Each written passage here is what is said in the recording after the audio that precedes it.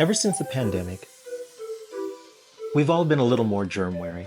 But according to a study done by the Bradley Corporation in 2023, 43% of Americans flush public toilets with the bottom of their feet. Well, let's take a look at some info and see if we should all be doing this. Are there any advantages to foot flushing?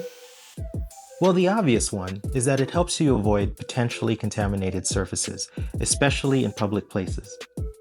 If you have some kind of disability or limited mobility, it may be easier for you to use your foot.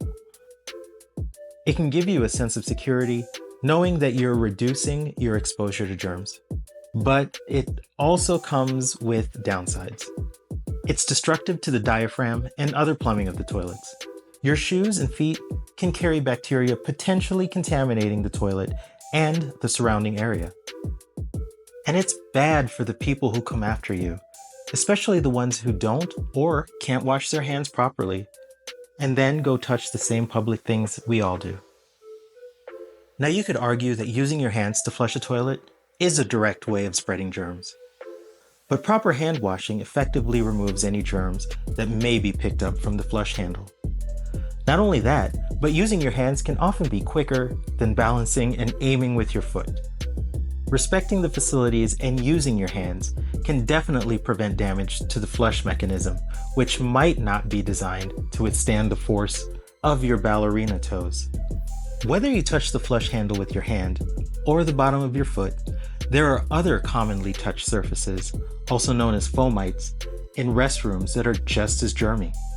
Like door handles that are touched by almost everyone entering and leaving the restroom, making them a hot spot for germs. Faucet handles. People often touch these with dirty hands before washing, transferring germs to its surface. Soap dispensers. These can be surprisingly germy if not cleaned properly. You have to remember, soap was not made to kill bacteria, it's meant to remove it. And the bathroom floors. The bottom of your shoes are generally the dirtiest parts of the bathroom. Public restrooms are not as dangerous as we might think. They may harbor bacteria, but most are harmless and easily killed by regular cleaning and hand washing. The human body is equipped to easily handle a certain amount of bacteria, and excessive cleanliness can actually be detrimental for you.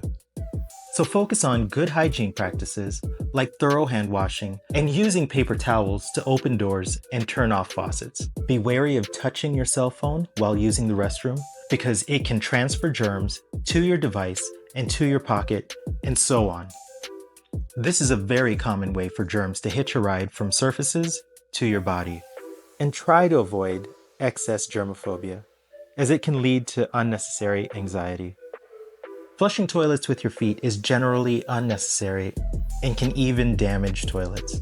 Using your hands to flush is more efficient and hygienic. But if you're still undecided between the two methods, there are alternatives.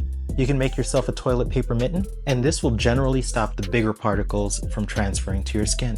Some people use their arm or elbow, or even give the flush lever a fist bump. In the end, whatever method you use is up to you. But generally, I'm not using my foot to flush a public toilet anytime soon.